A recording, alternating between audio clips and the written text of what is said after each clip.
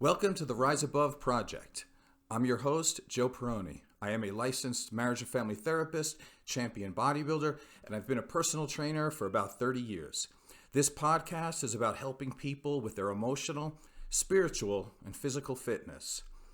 I value strength, toughness, and truth. I despise complacency, the victim mentality, and following the herd.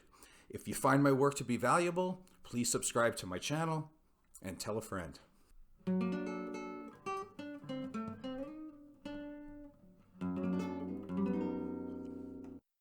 Today's show is about love.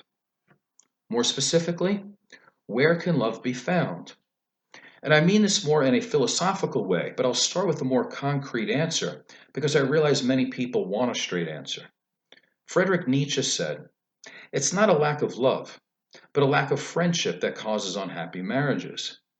So if you're seeking a loving long-term relationship, consider choosing a partner who is or who would be a good friend. Take a long look at the person that you might be interested in and ask yourself just one question. Can I picture myself having a great conversation with this person 20 years from now? I want to discuss the subject of finding love because it's been my experience that many people go through life feeling as if they are a failure when it pertains to love. Much of the time, this harsh perception of themselves and their life, it might be only that, just a perception. They may be using a shallow society's definition of love to falsely judge themselves. And I fully believe that if people open their mind to what love could be, or better yet, have the courage to come up with their own definition of what love means to them, then people may realize that there is much more love in their life than they have been culturally trained to realize. Today's show is an invitation for you to consider the possibility that you may have experienced more love than you thought, that you can manifest love if you need more, and that you can more fully experience the love you currently have. The purpose of life is to love. Happiness is directly correlated to your ability to love. Unhappiness is directly related to the inability to give and to receive love. And again, Friedrich Nietzsche said, "We love life, not because we are used to living, but because we are used to loving." Here's an interesting question. Does language inform our emotions, or does our emotions inform our language? Studies tell us that the relationship between emotions and language is bidirectional. Just as living things are a product of their environment, the environment becomes a product of living things. You can learn how much a society cares or values something by how it is expressed or described in the language of that particular society. Eskimos have about 30 different words to describe snow, and that's because snow is an important element in an Eskimo's life. Depending on the type of snow conditions, which would affect visibility and whether it has snowed over thin ice or not, could mean a life or death situation for an Eskimo. An Eskimo, without detailed language for snow and ice, could die from ignorance. Without detailed language for love in the West, many people are suffering needlessly. There are too many people who are sad, lonely, and feel like a failure in matters of the heart. And in part, this is due to having only one word to describe supposed respectable love. There has been a conscious effort to make people believe that love is not love if it's not monogamous, rapturous, and eternal. No doubt the English language and the Western culture paints the concept of love with a very superficial, childlike, and puritanical brush. English suffers from a poverty of vocabulary, awareness, and the understanding when describing love. Imagine how much more soulful and rich our experiences could be if we had the language and thus the permission to feel and to express it. And until we get our priorities straight, we will continue to have over 40 words for coffee, 57 recognized shades of blue, and still only one word for love. In comparison, Sanskrit has 96 words for love, ancient Persia has 80, and ancient Greece had 8. In other languages, different emotional experiences of love are highlighted, such as first love, lost love, crushes, lust, platonic, love of family, friends, teachers, love of life, love of God, and love of the self. There is even a word that describes the wordless, meaningful looks between two people who want to initiate a conversation, but they don't because they are too filled with anxiety.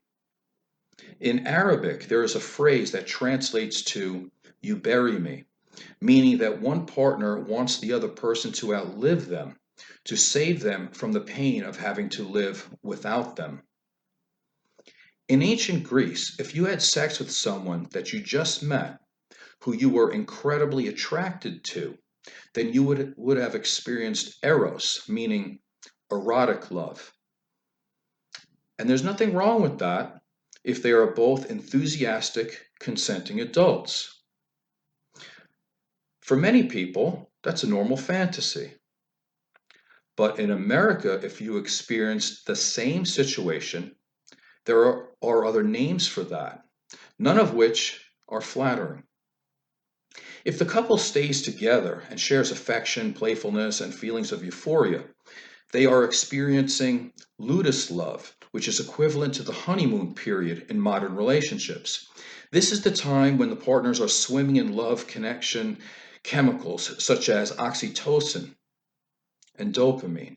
This is what most people's expectation of love is, and is typical in poetry and romantic comedies. Over time, love can mature, develop, and transcend the physical. The love becomes more predictable, stable, and less spontaneous. But this is where many people feel like their relationship is missing something, and their lofty expectations lead them to feel dissatisfied. But it doesn't have to be that way. In ancient Greece, this is known as the pragma stage of love. Pragma, or enduring love, is a higher form of love that is predicated on both partners being able to demonstrate patience, the ability to compromise, and the willingness to embrace each other's imperfections. In ancient Greece, this higher enduring love was rooted in friendship, stability, and comfortableness, and fortified with compassion and commitment. This was the ideal form of love. But in a world that has become too dependent on materialism, we are told by the media that there is something wrong with us, and that we should have some feelings of guilt if we are not actively seeking the next dopamine rush. And as a marriage and family therapist, I have listened to clients tell me that their relationship might be over. And this is because they are bored and feel like they are being taken for granted. Now, I know this might be true for some couples, but with some work, this can be improved. But it definitely is still worth asking the question: has the love gone out of your relationship, or has your relationship just matured into something else? Many lovers, especially young lovers, gauge the amount of love in the relationship by how many times they have sex. And perhaps this way of judging a relationship is flawed, especially after being together for many years. It's possible many forms of higher love are being overlooked. And now, speaking as a man and not as a professional, I can say that without a shadow of a doubt that the primal urge to have sex and the deep feelings of love that makes a man want to be a better man, especially for a particular woman, they have almost zero correlation. So let's not confuse unbridled, no commitment, sex on demand encounters with someone who wants to feed you chicken soup when you have the flu. The average life expectancy is far longer now than it was in ancient times. One of the tricks in having a lifelong partner is to re-fall in love with the same partner many times. Romantic love, portrayed in contemporary culture, is a myth, more closely related to the mating instinct than it is to authentic love. The concept of finding the one is also a myth. Now, I did not say this to crush you or to hurt anybody here. I said it to liberate you because everyone is unique in their own way. And therefore, there isn't any one person who will fully understand all of who you are. Most people don't even fully understand themselves. Take solace in knowing that different people will understand different parts of you. And when you love someone, truly love someone, it will be enough that he or she tries to understand you and accepts the parts that they can't understand and give you the space to grow even more aspects that they probably will never fully understand. Nobody lives happily ever after. Relationships take work and acceptance. Even in the best of circumstances, there will be ups and there will be downs. One of the great aspects of asking where love can be found is in knowing that you have some control. About 700 years ago, Thomas Aquinas, Italian philosopher and priest, said that love is primarily actions toward nurturing the spiritual growth of another. Dr. Scott Peck, author of The Road Less Traveled, points out that love is not a feeling.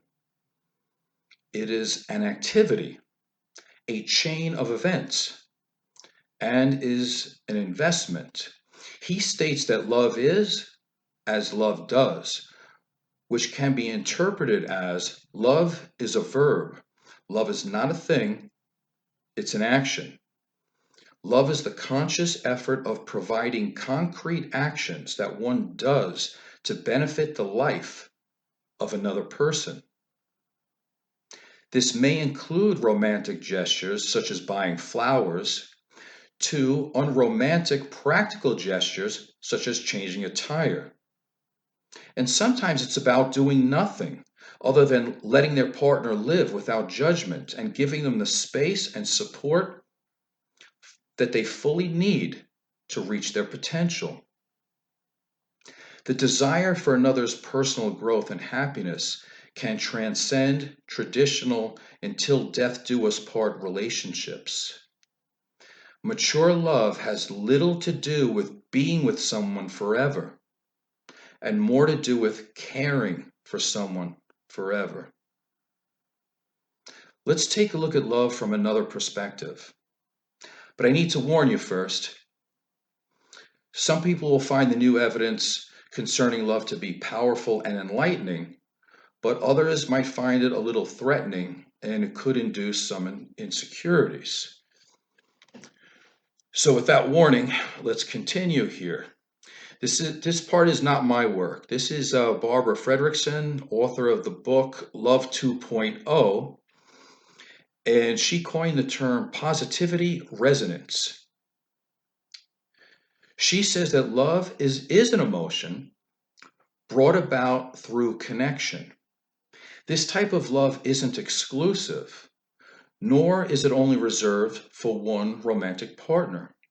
The experience of love can be shared in micro moments with various individuals or groups of people. It can be felt in the presence of a front desk worker who you might exchange smiles with almost every day on your way to the gym. Or it can be shared with a group of season ticket holders who fist bump you every time your team scores. The song What a Wonderful World by Louis Armstrong has a lyric in it that sums it up perfectly, I think. And I'm not going to sing it, that would be weird. Let me just say it for you. I see friends shaking hands saying, "How do you do?" They're really saying, "I love you." Positivity resonance is characterized by three interconnected events. This includes the sharing of positive emotions, a synchronization of biochemistry and behaviors, and a reciprocal exchange of energy for each other's benefit. When this happens, each individual's brain waves literally synchronize, which has been an amazing discovery with the utilization of MRIs. So yes, it has been proven that when you feel like you're on the same wavelength as somebody else, you actually are. To develop this type of love, there are preconditions, however. Each individual must have a perception of physical and emotional safety, which is difficult for those who struggle with issues such as anxiety, depression, hypervigilance, low self-esteem, and there's others. In addition, each person must have a sensory and temporal connection, which would increase through touch, voice, smiling, bodily contact. And there's other things to that too. In colloquial terms, we could use the word having a rapport with somebody. And on a personal note, I'm extremely intrigued that modern science now has MRI data to prove what many people have already known. I think it will also help to alleviate the guilt that many people have from being falsely socialized into thinking that there is only one respectable form of love. As a fan of Peter Townsend and The Who, I would be remiss if I didn't add this. In 1969, Peter Townsend wrote the lyrics, "See me, feel me, touch me, heal me." Let me say that slow again, only because that's all the science to back that up. See me, feel me, touch me, heal me. Which then bleeds into the refrain of listening to you, which is meant to be an invitation to the ultimate spiritual experience, where the performers and the audience join together as they realize the relationship is egalitarian and circular. They feed off of each other. Or, as stated previously, a reciprocal exchange of energy for each other's benefit. The science may be new, but the concept is not new. I hope you enjoyed this show. I'm Joseph Perroni from the Rise Above Project. Please subscribe and tell a friend. Thank you.